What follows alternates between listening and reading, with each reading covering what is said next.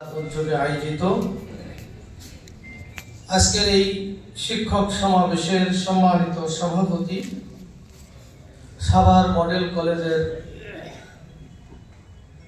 সুযোগ্য অধ্যক্ষ,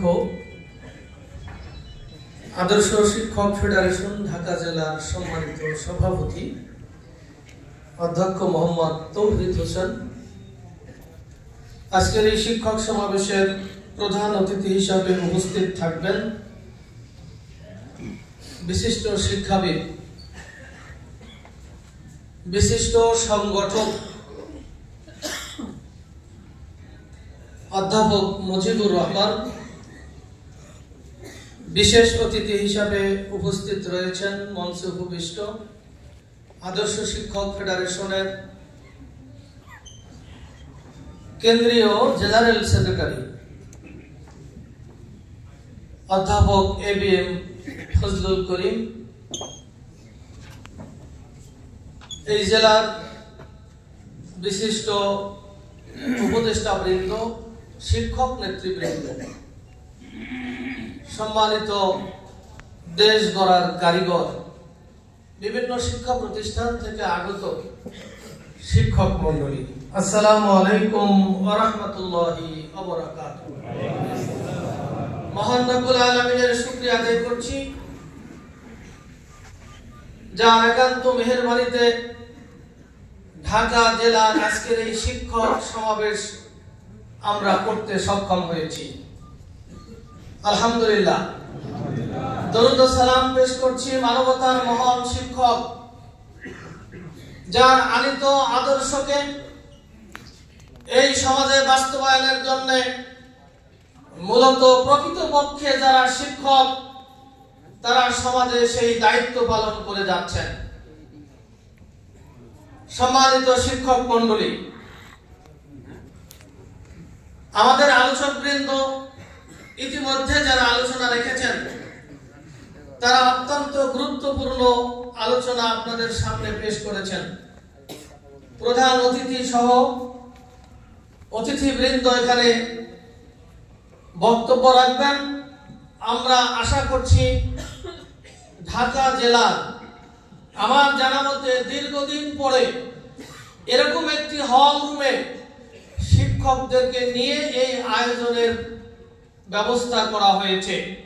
এই সম্মেলনে আমরা শেষ পর্যন্ত থেকে প্রধান অতিথির আলোচনা শুনে সুশৃঙ্খলভাবে আমরা এখান থেকে বিদায় নেব ইনশাআল্লাহ। সম্মানিত শিক্ষক মণ্ডলী, আমরা যারা বিভিন্ন শিক্ষা প্রতিষ্ঠানে এই মহৎ পেশায় নিয়োজিত, এই পেশাটি অত্যন্ত সম্মানের, মর্যাদা। যারা শিক্ষা বিষয়ে আপনারা নিয়োজিত রয়েছেন,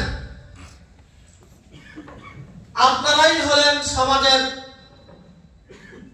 প্রকৃত মানুষ গড়ার কারিগর হিসেবে সমাজের ভূমিকা পালন করছেন। শিক্ষকদের সাথে শুধু ছাত্রদেরই নয়, সমাজের যারা সমাজকে ম্যাটার করেন, সমাজকে যারা পরিচালনা করেন, আপনারা কিন্তু তাদেরও শিক্ষক। শিক্ষকদের কর্মকাণ্ড যেভাবে পরিচালিত হবে, তারা যেভাবে শিক্ষাকে সমাজে তুলে ধরতে পারবেন, সমাজ কিন্তু সেইভাবেই তৈরি হতে বাধ্য। সুতরাং শিক্ষকদের শুধু ছাত্র ছাত্রীদেরকেই মানুষ করলে হবে না, তাদেরকে গোটা জাতিকে মানুষ করার জন্য ভূমিকা পালন করতে হবে। এই ভূমিকা যদি শিক্ষকরা পালন করতে পারেন, আমাদের বিশ্বাস আমরা যেই সমাজ বাস্তবায়নের স্বপ্ন দেখছি, সেই সমাজ বাস্তবায়ন করা সম্ভব হবে ইনশাআল্লাহ। সুতরাং এই দেশের যে স্বপ্ন, একটি সুখী সমৃদ্ধ সমাজ বাস্তবায়নের, সেটা তখনই সম্ভব হবে যখন শিক্ষা শিক্ষক সমাজ আন্তরিক হবেন। আমরা শিক্ষকদেরকে অনুরোধ করব, আসুন সেই ধরনের একটি সমাজ বিনির্মাণের জন্য আমরা জাতি গঠনে ভূমিকা পালন করব। দেখুন, আল্লাহ রাসূল সাল্লাল্লাহু আলাইহি সাল্লামকে আল্লাহ তাআলা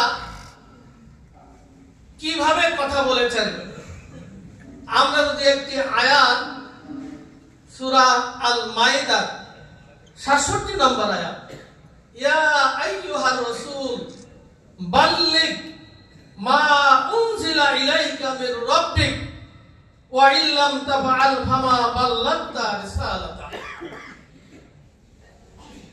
আল্লাহ রাব্বুল আলামিন তার রাসূলকে বলছেন, হে রাসূল, আপনার প্রতিপালকের পক্ষ থেকে আপনার কাছে যা নাজিল করা হয়েছে তা আপনি পৌঁছে দিন। আর যদি আপনি তা না করেন তাহলে আপনার রিসালাত পৌঁছানো হলো না। রাসূল করিম সাল্লাল্লাহু আলাইহি সাল্লাম শিক্ষকদের শিক্ষক ছিলেন, তিনি আদর্শ ছিলেন শিক্ষকদের। সেই রাসূলকে আল্লাহ তাআলা এভাবে করে কথা বলেছেন যে আপনি যদি আপনার দায়িত্ব পালন না করেন তাহলে রিসালাত আপনি পৌঁছালেন না। আজকের যদি রাসূলের মতো আদর্শ শিক্ষক আমাদেরকে হতে হয় তাহলে ছাত্র ছাত্রী সহ পুরো গোটা জাতিকে শিক্ষকদেরকে ভূমিকা পালন করতে হবে। জাতিকে গঠন করার জন্য আমাদেরকে কোরআন এবং সুন্নাহর দাওয়াত শিক্ষকদেরকে দিতে হবে।